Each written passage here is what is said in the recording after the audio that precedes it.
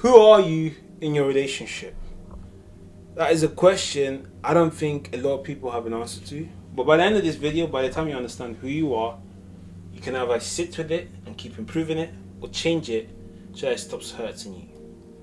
Now, in my experience, I've worked with countless men, couples, reignited their marriages, reignited their relationships, and this is all done privately because a lot of people really value the essence of their unity being something that I just don't discuss. So I respect their thing. However, for those that decided to do it publicly, some of the stuff is online, some of the testimonials are here and there. I work also with the NHS in regards to helping people regulate themselves emotionally, and I wrote a book. I've been doing this started when I was 16. It started off as like self-improvement, but it slowly sort of kind of like through self-psychology, my 10 years experience in sales, tapped into influence, charisma, and sort of maintain my core in the who are you under pressure. Now, when it comes to your relationships, a lot of times, because we want to go in there authentic, because we want to go in there vulnerable, well, not vulnerable, but open, the openness exposes something about us that we may not want to admit about ourselves. Some of us don't like who we are in relationships, so we create this mask that protects us until we eventually pull it down, and then we wait for our partners to compensate for the dislikeness that we had about ourselves in the first place. And I want to speak about myself, right? There was a time when I was constantly in relationships because the idea of being single simply said to me that I am not chosen, because I wasn't chosen for most things. I wasn't the most handsome growing up. Didn't really look after myself or my body, so being in a relationship gave me the belief that someone actually chose me. So I people please to protect that, right? And a lot of people do this thing where, because they don't know who they are in relationships, they end up tolerating things that the relationship gives them in order for them to maintain that persona, right? I know women that do it, men that do it. And the question is, the reason why I'm asking this is because once you gain clarity on who you are in a relationship, you start to gain clarity on why you do what you do. Now, I've actually just released a pattern test where in 12 questions you're going to understand exactly your pattern and what happens when things don't go to plan. So we all move towards comfort as human beings. That's one thing we do. This is why we make sales. This is why we choose some countries and disregard others. This is why we pick some foods. This is why I order takeaway. This is why some people go to the gym. Discipline, it's a messed up way to get to reward, right? If you genuinely did not care or had no incentive to improve your body, you would not be doing it. If you had no incentives to have children, you would not be doing it. This is why, unless the reward is clear, people are most likely not going to do things, right? That's human nature. You can fight, say all you want, it's up to you. The reason why kids don't listen to you is because they're not clear on what the reward is. People don't listen to what you got to say. What's the reward? Why am I listening to you? How are you going to help me, right? So my point is this: your identity, your control, your safety all drives towards the reward. Now, in order for you to get to safety, you have 4 strategies, right? And a lot of times they're disconnected because although they give you a full sense of reward, because your foundation is not something you're aware of. Do you know those people that say things like I used to say, I don't really care about myself, I just want you to win. Oh yeah, it's because you people please. Because if you avoid it, you wouldn't care. You wouldn't care.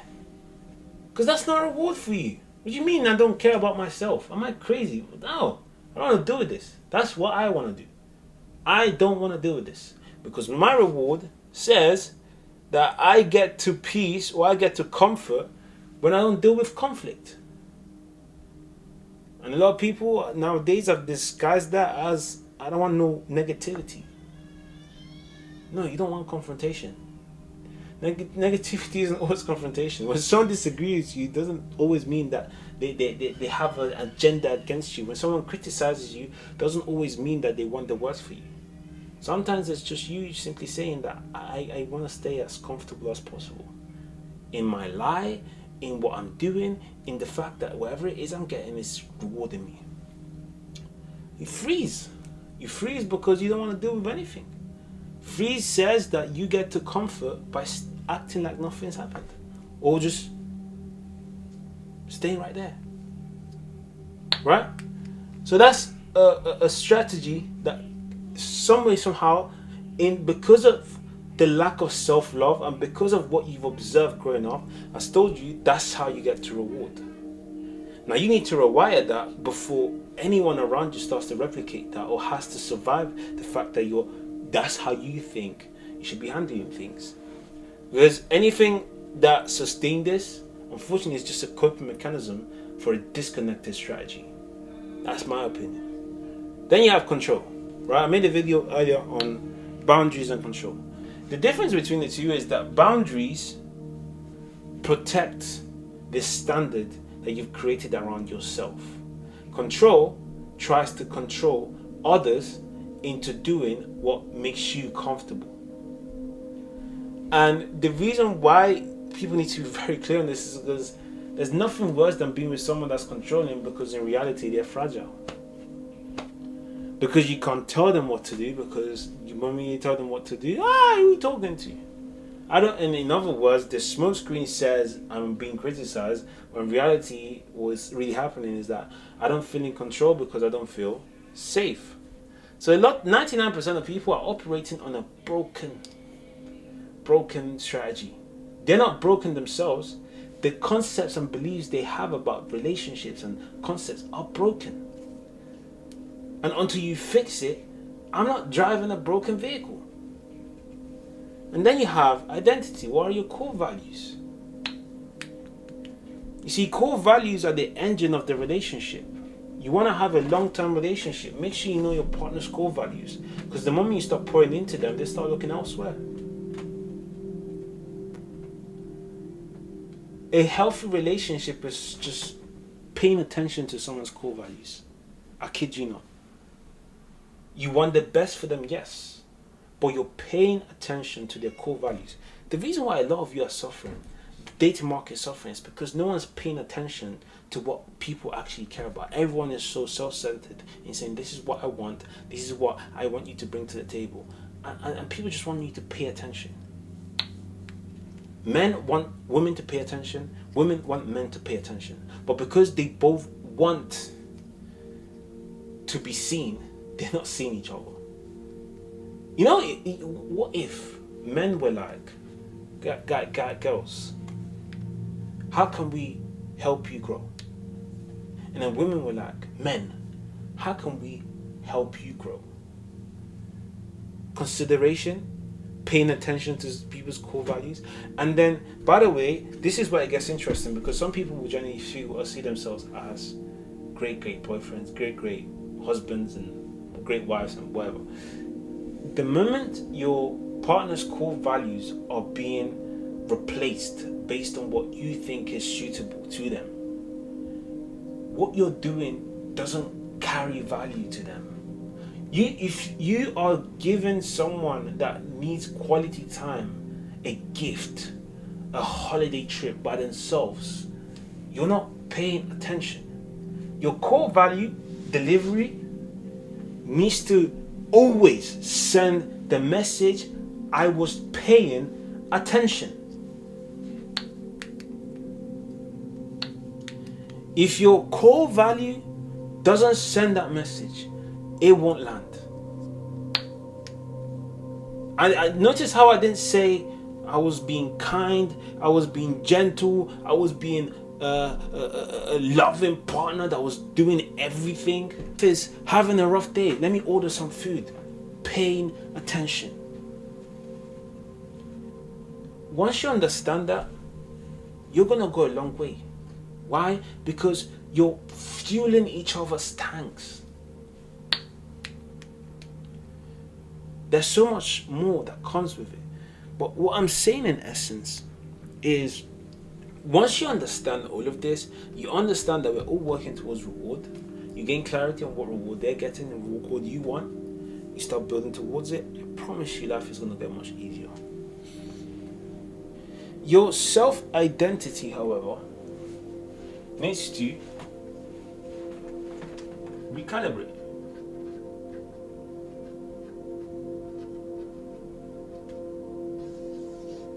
To secure, clear, complete.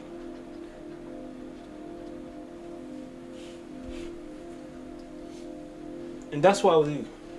12 weeks should be secure, clear, and complete.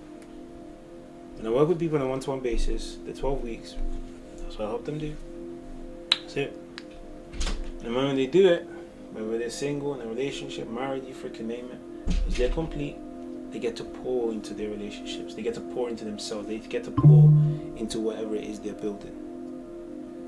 Once you understand how this whole thing works, I promise you, who you are in your relationship needs to be secure, clear, complete, so that your strategies that lead to reward can actually be things that your partner doesn't have to overcompensate to maintain. Because that's the partner one talks about. Reassurance, all these other things, they come with cost that your partner can't afford.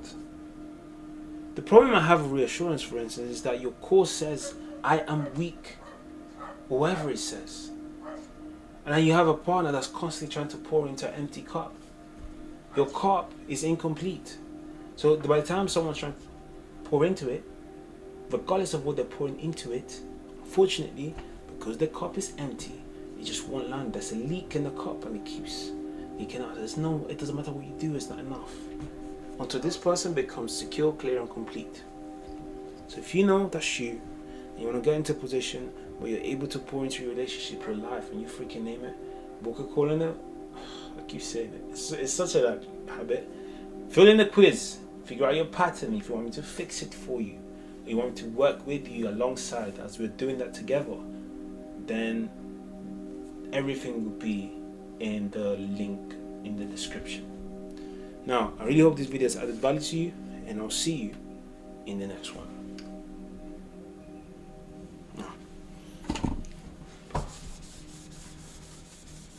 Babe, what's the ETA?